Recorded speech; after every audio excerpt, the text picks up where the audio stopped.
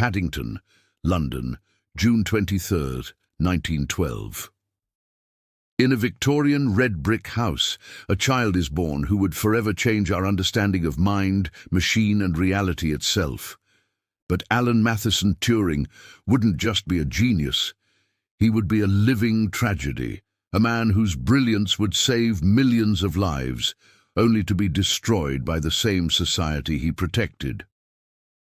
Julius Matheson Turing, Alan's father, was an officer in the Indian Civil Service, a pragmatic, disciplined man, moulded by the rigours of the British Empire. Ethel Sarah Stoney, his mother, came from a family of engineers and scientists, carrying in her genes the spark of intellectual curiosity that would define her most famous son. But from birth, Alan would be different. While other children played with toy soldiers and dolls, Alan was fascinated by patterns, in garden flowers, in bathroom tiles, in clouds moving across London's sky. At just 3 years old, Alan already demonstrated a mind that functioned uniquely. He taught himself to read in only 3 weeks, devouring books with an insatiable hunger for knowledge. But it wasn't just intelligence. It was something deeper, more disturbing to the standards of the time. In 1926, at age 14, Alan entered Sherborne School, one of England's most prestigious preparatory schools. It was an environment designed to mould future leaders of the empire, disciplined, conforming, obedient men. Alan Turing was the exact opposite of all that. From day one, Alan stood out not only for his exceptional intelligence, but for his complete inability to conform to social expectations. While other students worried about sports and school traditions, Alan was obsessed with mathematics and science. His teachers didn't know what to do with him. "Turing has a brilliant mind," wrote one, "but seems incapable of following conventional methods. He solves problems in ways we've never seen before, arriving at correct answers through paths we cannot comprehend." It was at Sherborne that Alan experienced his first love and his first tragedy. Christopher Morcom was everything Alan wasn't: popular, athletic, socially integrated. But beneath the conventional facade, Christopher shared Alan's passion for mathematics and science. He was a year older than Alan and quickly became not only his best friend, but the love of his life. It was 1929, and in Victorian England, love between two men wasn't just forbidden, it was considered a mental illness, a crime against nature and God. Alan kept his feelings secret, nurturing a passion he knew was impossible and dangerous. Christopher and Alan spent hours discussing mathematics, physics, philosophy. They talked about the nature of mind, about the possibility of thinking machines, about the mysteries of the universe. For Alan, these were the happiest moments of his life. In February 1930, Christopher contracted tuberculosis. Alan watched, helpless, as the love of his life wasted away. He tried to use mathematics to understand what was happening, calculating recovery probabilities, studying medical research. But all his genius was useless against the cruel reality of disease. Christopher Morcom died on February 13, 1930, at age 19. Christopher's death destroyed Alan in a way he would never fully recover from. He had lost not only his first love, but his first real connection with another human being. From that moment, Alan would become even more isolated, even more focused on his studies, as if he could find in mathematical equations the answers that life denied him.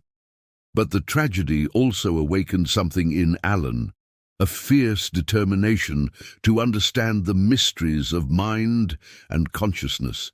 If he couldn't save Christopher, perhaps he could understand how the mind works, how thoughts arise, how intelligence operates.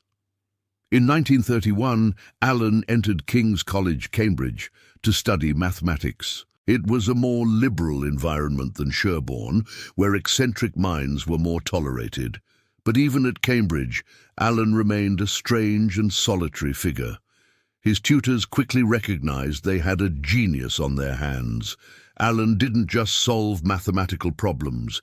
He attacked them from completely new angles, finding solutions that left experienced professors perplexed. In 1935, at age 23, Alan was elected Fellow of King's College, an extraordinary honor for someone so young. But the real revolution was just beginning. It was at Cambridge that Alan began working on the problem that would make him famous, the question of decidability in mathematics. David Hilbert, one of Germany's greatest mathematicians, had proposed a challenge. Would it be possible to create a mechanical procedure that could determine whether any mathematical proposition is true or false? It was a question that went to the heart of mathematics itself.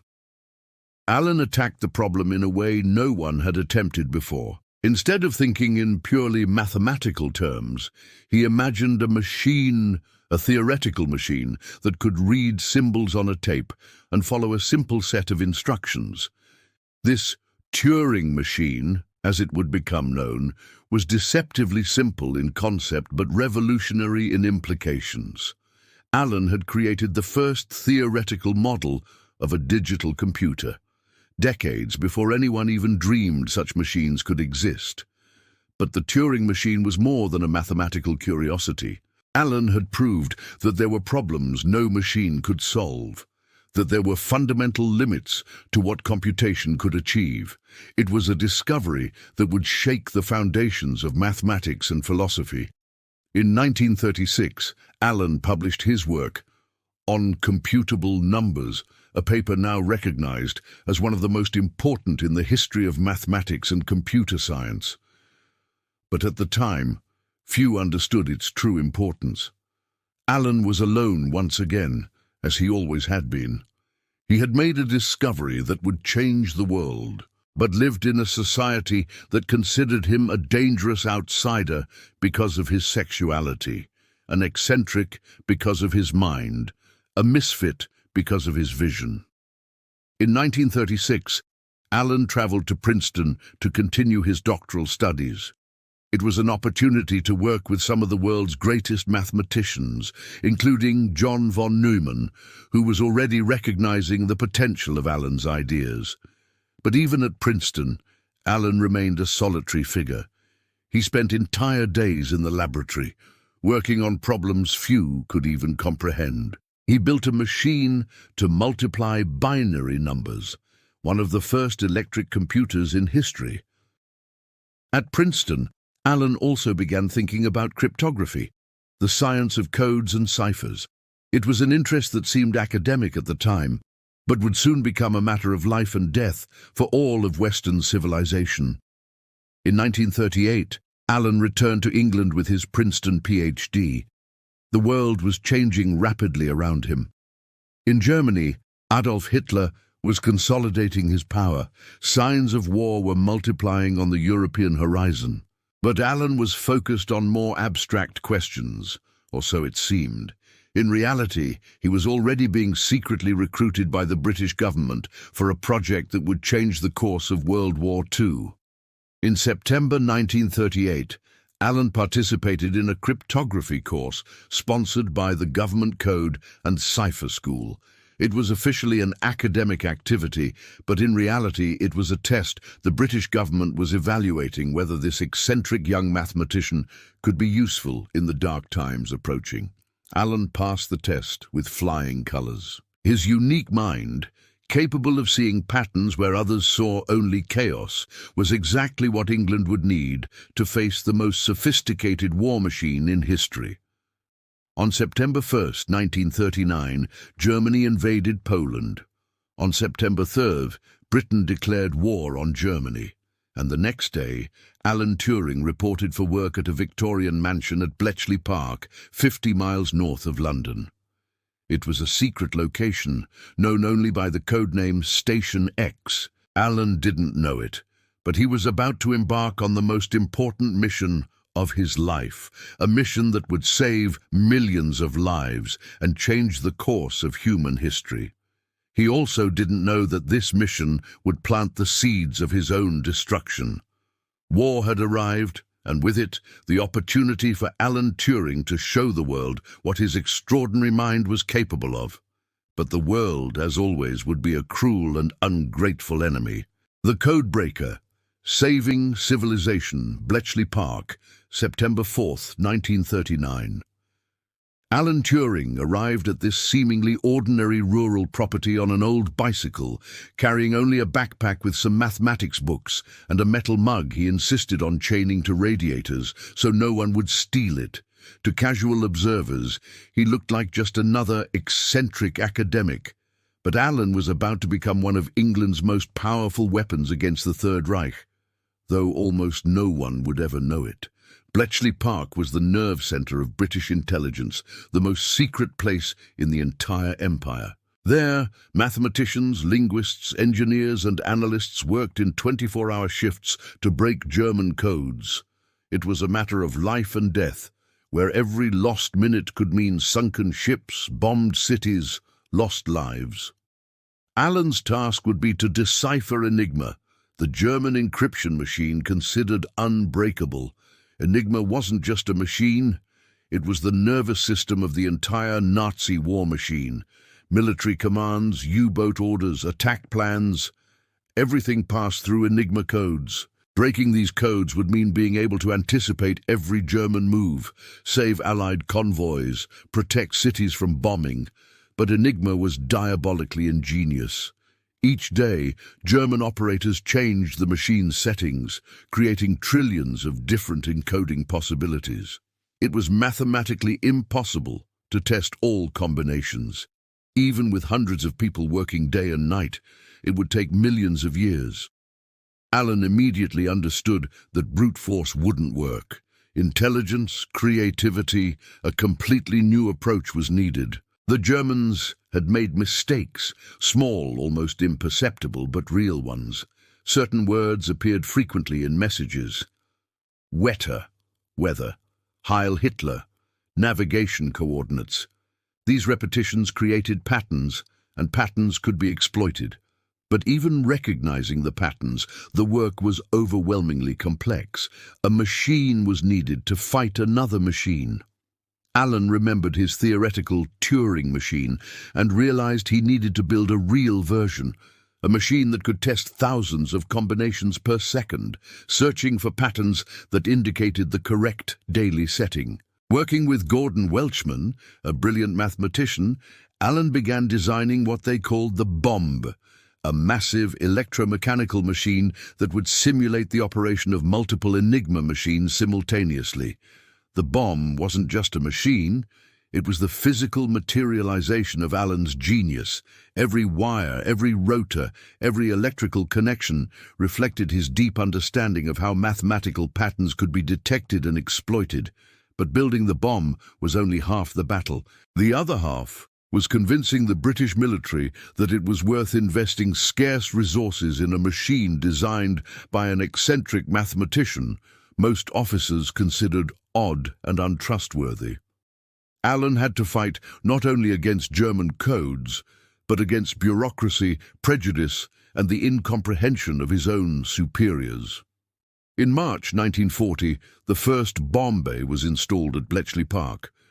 And on May 20th, 1940, exactly when the military situation was becoming desperate with the German invasion of France, Alan's machine had its first success. The bomb had broken an Enigma code. The implications were monumental. For the first time since the war began, the British could read German communications in real time.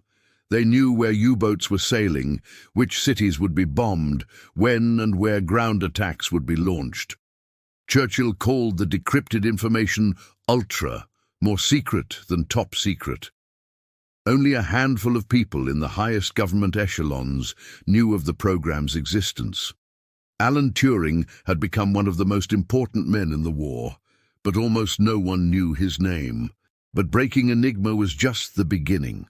The Germans constantly improved their codes, added new rotors, changed procedures. It was a war of intelligences fought in absolute silence. In 1941, Alan faced his greatest challenge. The Germans introduced an even more complex version of Enigma for their naval communications. U-boats were decimating Allied convoys in the Atlantic, and without deciphering their communications, England could be forced to surrender by starvation. Alan worked 18 hours a day for months. He developed new mathematical methods, designed more sophisticated machines, trained teams of operators. His mind was constantly in motion, always one step ahead of German engineers. During this period, Alan also demonstrated another facet of his personality. He was a natural leader, capable of inspiring entire teams of cryptanalysts. Despite his eccentricity, people at Bletchley respected his genius and followed his leadership. Joan Clark, a brilliant young mathematician, became one of his closest collaborators. Joan was one of the few people who could keep up with Alan's mental pace, and they developed a professional and personal partnership that would last years. Alan even proposed to Joan in 1941, a decision that reflected both his loneliness and his desperate attempt to conform to social expectations. But he knew he was being unfair to Joan, and eventually broke off the engagement, confessing his homosexuality. Joan remarkably continued working with Alan and remained a close friend. It was one of the few genuine human relationships in his life. In December 1941, the United States entered the war after Pearl Harbor. This brought massive resources to the Allied effort, but also new challenges for Alan. The Americans were developing their own cryptography projects and wanted to coordinate efforts. Alan was sent to the United States as Bletchley Park's representative, a mission that would put him in contact with some of America's greatest scientists. In the United States, Alan worked with Bell Laboratories on developing encrypted communication systems. He also visited the Navy laboratory, where he encountered some of the first electronic computers. It was a revelation. Alan saw that electromechanical machines like the bomb were just the beginning. The future belonged to electronic computers, machines that could process information at unimaginable speeds, but there was still a war to win. When Alan returned to England in March 1943, the military situation had changed dramatically. The Battle of the Atlantic was being won thanks to ultra-intelligence. German military operations were being anticipated and neutralized. D-Day was being planned based on intelligence obtained through broken codes. Alan had literally helped save Western civilization, but the Germans were becoming suspicious. They noticed that many of their secret operations were being discovered by the Allies. They began to suspect that Enigma had been compromised. Alan and his team had to become even more careful. They couldn't use all the information they obtained, as this would reveal they were reading German codes. It was a delicate dance between using intelligence to save lives and maintaining secrecy to preserve the source.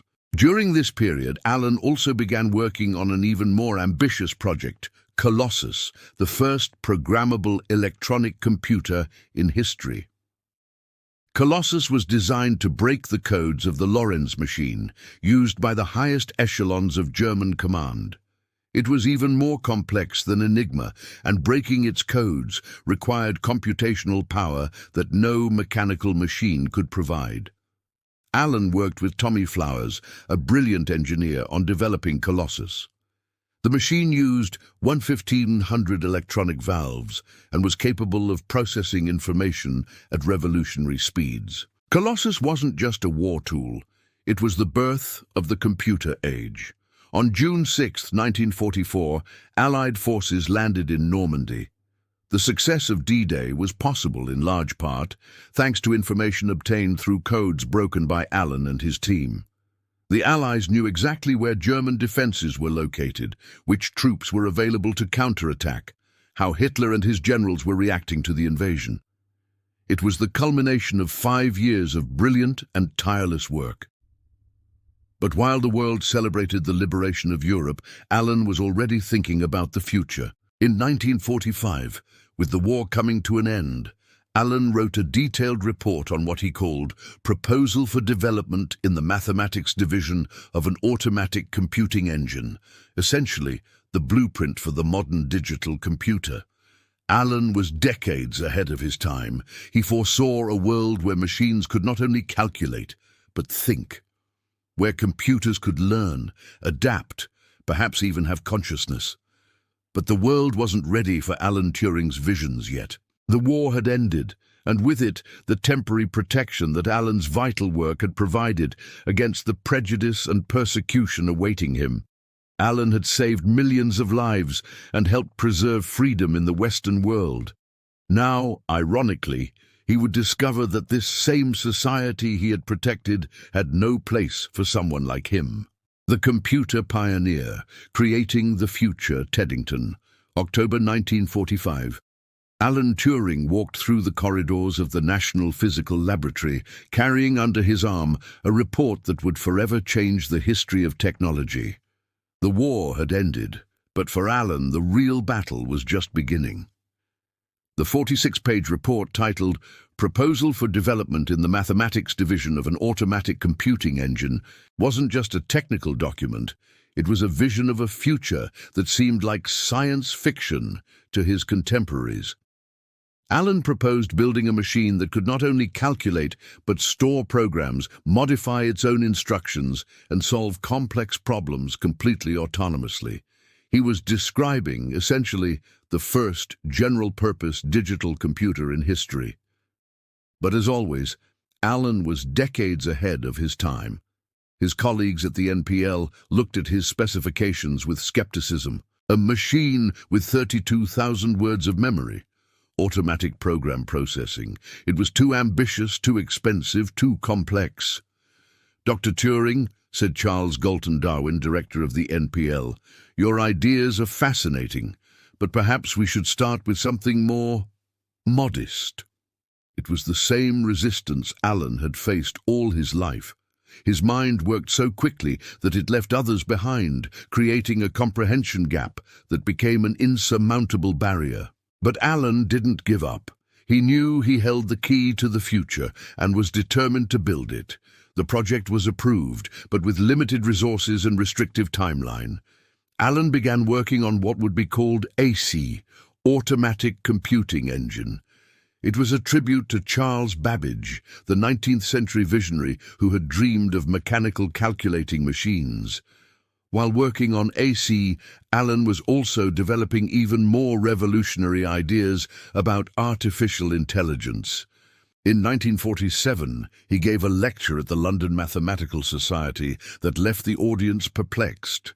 Alan spoke about machines that could learn, that could simulate any human mental process, that could eventually become indistinguishable from humans in their thinking capacity.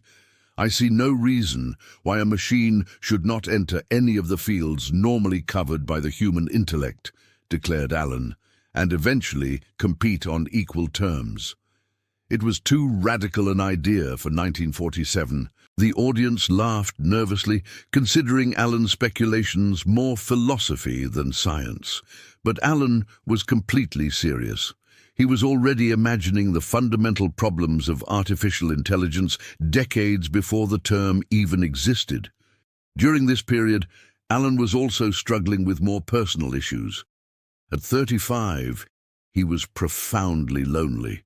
His work during the war had been so secret he couldn't talk about it with anyone. His civilian colleagues didn't understand the magnitude of his contributions. He had saved millions of lives, but lived as if he were just another eccentric mathematician. Worse still, his homosexuality continued to be a dangerous secret. In post-war England, homosexual relationships were not only illegal, but considered a threat to national security. Men like Alan were seen as vulnerable to blackmail, untrustworthy, dangerous. Alan began frequenting bars in Manchester, seeking human connection in a world that rejected him. It was risky behavior for someone with access to state secrets, but Alan was desperate for companionship. In 1948, frustrated with ACE's slow development, Alan accepted a position at the University of Manchester. There, he would work with the Manchester Mark I, one of the first electronic computers in operation in the world. Manchester was different from Cambridge or the NPL. It was an industrial city, practical, less concerned with traditions and more focused on results.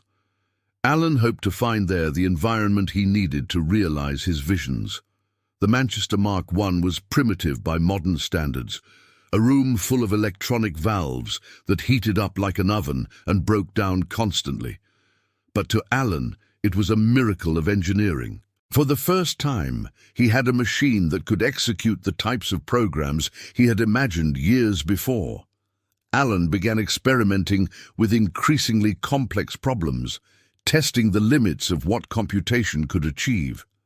In 1950, Alan published an article that would become one of the most influential texts in the history of computer science, Computing Machinery and Intelligence. The article began with a simple but profound question: can machines think? Alan proposed a test to answer this question. If a human interrogator couldn't distinguish between responses given by a human and by a machine, then the machine could be considered intelligent. The Turing Test, as it became known, became the standard for measuring artificial intelligence. More than 70 years later, it's still considered one of the most important criteria for evaluating AI progress. But Alan wasn't just theorizing about artificial intelligence. He was trying to create it. He developed chess programs that could compete with human players. He created learning algorithms that allowed machines to improve their performance over time. He explored artificial neural networks decades before they became mainstream. In each project, Alan was pushing the boundaries of the possible, imagining applications that seemed like science fiction to his contemporaries.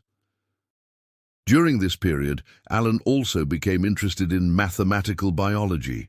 He was fascinated by how complex patterns arose in nature: the stripes of a zebra, the spots of a leopard, the spiral of a shell. Alan developed mathematical equations to describe how these patterns formed through chemical and physical processes. It was pioneering work in a field that would later be called computational biology. Once again, Alan was decades ahead of his time. His morphogenesis equations would only be fully understood and applied decades later, with the advent of computers powerful enough to simulate complex biological systems.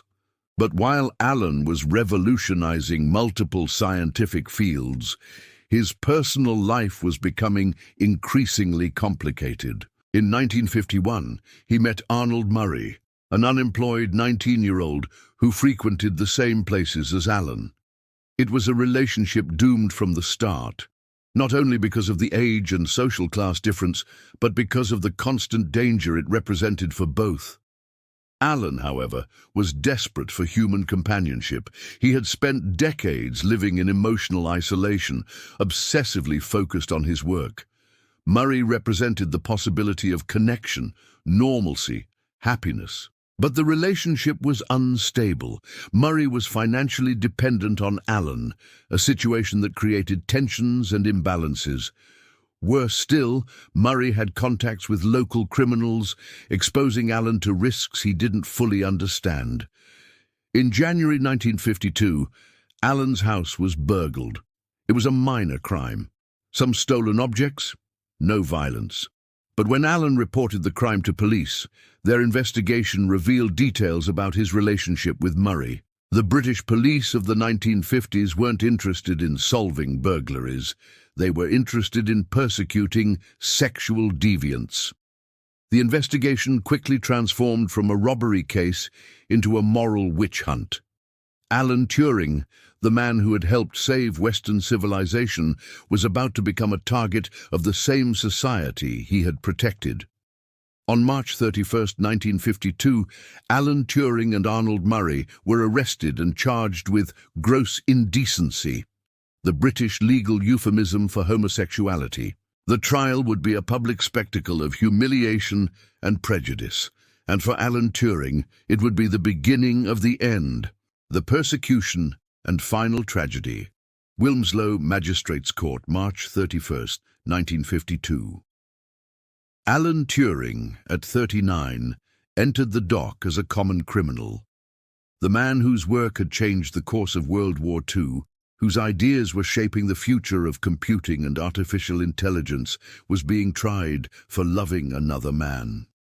The prosecutor read the charges aloud, using archaic legal terms that transformed acts of intimacy into heinous crimes. Gross indecency contrary to Section 11 of the Criminal Law Amendment Act, 1885. Alan didn't deny the charges. With the same intellectual honesty he applied to mathematical problems, he pleaded guilty. It was a decision that shocked his lawyers and friends. They had expected him to deny the charges, to claim protection under state secrets, to use his position to avoid persecution. But Alan Turing was never a man of half-truths. If British society considered his nature a crime, he would face the consequences with dignity. The judge offered Alan a terrible choice: 2 years in prison or submit to hormonal treatment to cure his homosexuality. Alan chose the treatment. It was a decision that would save his physical freedom but destroy his soul. The treatment consisted of regular injections of stilbestrol, a synthetic hormone that suppressed libido and caused devastating side effects.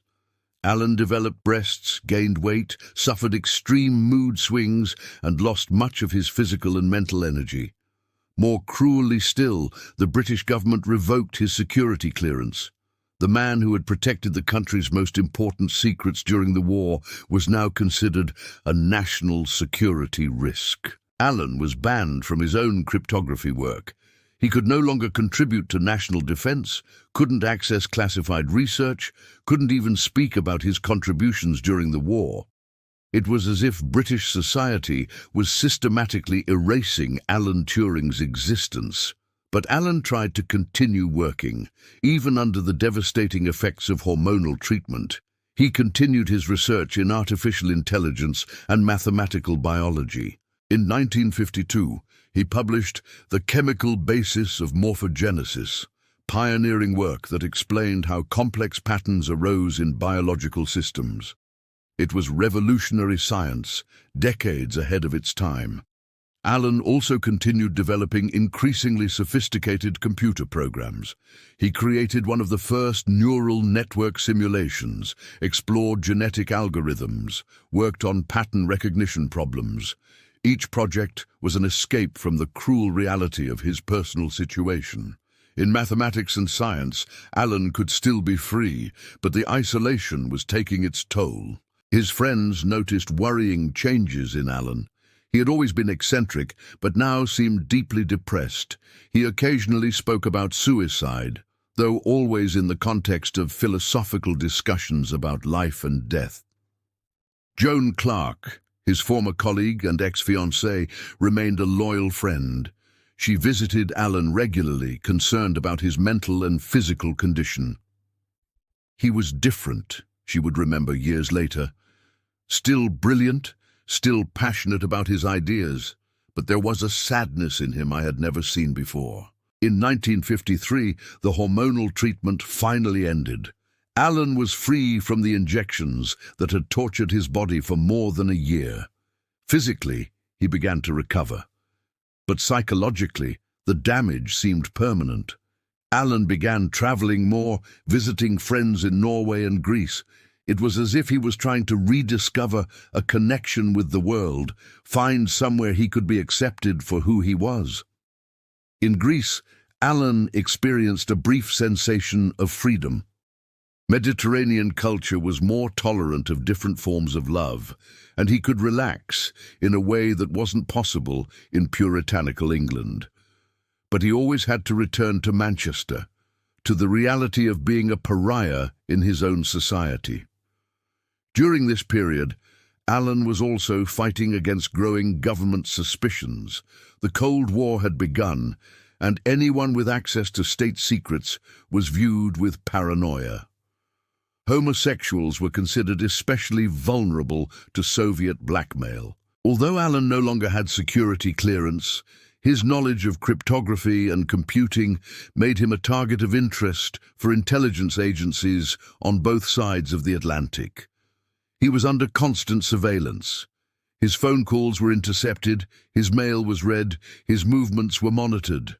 Alan knew this, and the constant pressure was becoming unbearable. In 1954, at 41, Alan seemed to be recovering.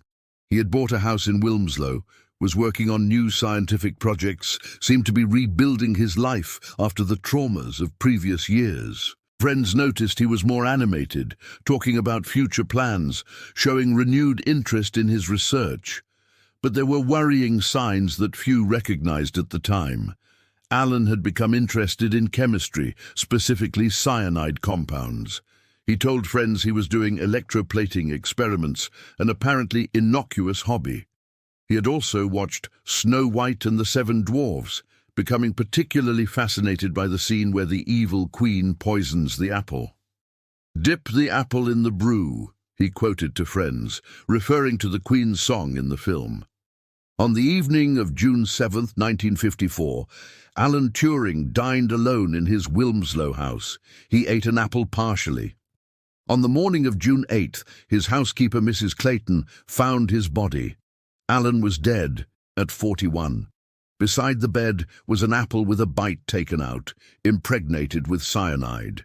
The official inquest determined suicide, but to this day there are doubts about the exact circumstances of Alan's death. Some argue it was an accident, that Alan was conducting experiments with cyanide and was careless with safety precautions. Others suggest darker possibilities, that government agencies, worried about what Alan knew and who he might talk to, took drastic measures. The truth may never be known. What we know is that Alan Turing died alone, persecuted and unrecognized by the same society he had saved. His funeral was a simple ceremony, attended by a small group of friends and colleagues. There were no state honors, no public recognition of his monumental contributions. Alan was cremated, and his ashes were scattered in the gardens of Woking Crematorium. To the outside world, it was the quiet end of an eccentric mathematician who had made some interesting contributions to computer science. The truth about his wartime achievements would remain classified for decades. But Alan Turing's death was more than a personal tragedy. It was a crime against human potential.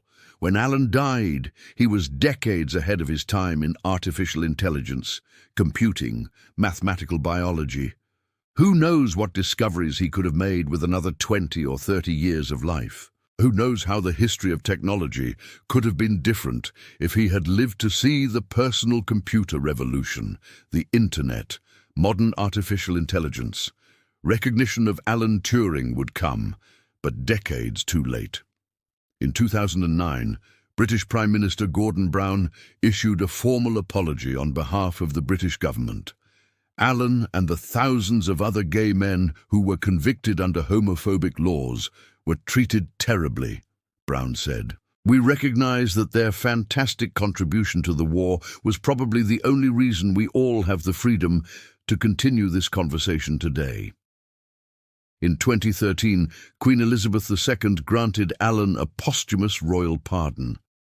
In 2021, the Bank of England put Alan's face on the new 50 note with the quote, "This is only a taste of what is to come and only the shadow of what is going to be."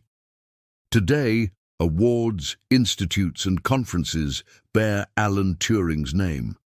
He is celebrated as the father of computer science and artificial intelligence, but all recognition comes too late. Alan Turing's tragedy wasn't just his premature death.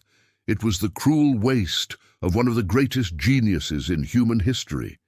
He lived in a time when society punished difference instead of celebrating it, where conformity was valued above genius, where prejudice was stronger than reason. Alan Turing saved millions of lives, created the foundations of the digital age, imagined futures we're still trying to reach, and he was destroyed by a society that couldn't recognize his greatness until it was too late. His story is a powerful reminder that human progress depends not only on brilliant minds, but on societies that protect and nurture them. Alan Turing changed the world. The world should have been kinder to him. Today, when we use computers, when we talk about artificial intelligence, when we enjoy the freedom he helped preserve, we are living in the world Alan Turing imagined and made possible. His greatest tragedy was not living to see it flourish.